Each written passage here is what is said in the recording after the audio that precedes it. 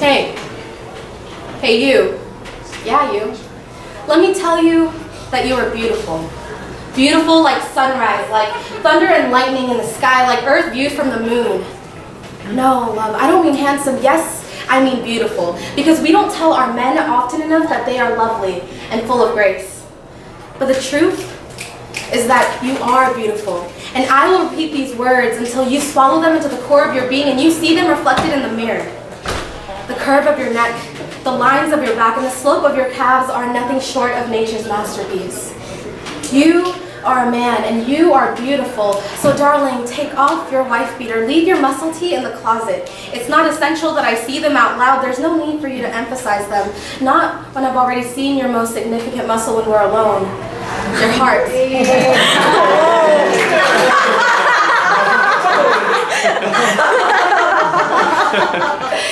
Your heart.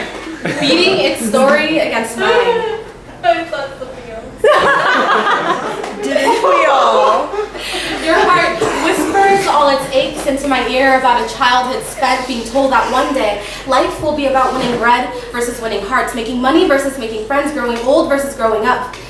I wish I could go back in time for you, embrace you, and tell you that you don't have to be the head of your family, that instead, one day, you'll be the co-author of a shared life story.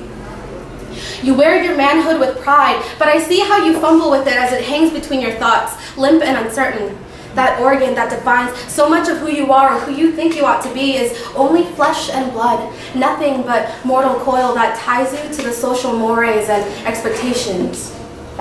You wear your manhood with pride, but take it off for a moment, love. There is no need for your blatant display, not yet. Let it lie flaccid between your thighs. You are beautiful, and I want to tell you a story. I want to tell you that you don't have to be a mama's boy if you don't want to, but I want a mother's son because that's where boys grow up to be men. Not on the fists of fathers, but in the arms of mothers. That maybe mothers may not know how to teach boys to be men, but that's where they learn their pleases and their thank yous. Where they learn to hold open doors and hold hands gently. Hold me gently. Being a man, it's not about strength or size. It's not about who can score the most goals or sow the most oats. No, you are a man because you are feminine as well as masculine. It is both that make you strong, like using fire and iron to forge steel. Remember that you're strong so that you don't have to act tough. Don't steel yourself against happiness because you can't forge laughter. I want you to smile more because you look so damn beautiful. I watch you struggle with your coat of maturity, trying it on to see how it fit, only to realize that being a man wasn't as easy as they make it in movies, didn't sit on your shoulders quite right. The sleeves were a little too long, the buttons never matched the way they were supposed to, and the entire thing just a bit heavier than you had anticipated. But that coat doesn't belong to you. It's just hand-me-downs from generations of patriarchy telling you that you can't talk about emotions, you're not allowed to cry, and don't even think about liking the color pink. Take off that old dusty coat. I will help mend that coat for you. If you want, we can find a new one together. I want you to know that you're beautiful, even when you cry.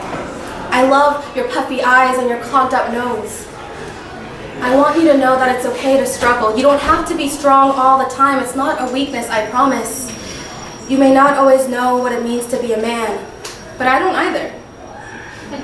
I don't need you to be a male. I just need you to be you. I can only hope that you believe me, but until then, I will always tell you that you are beautiful.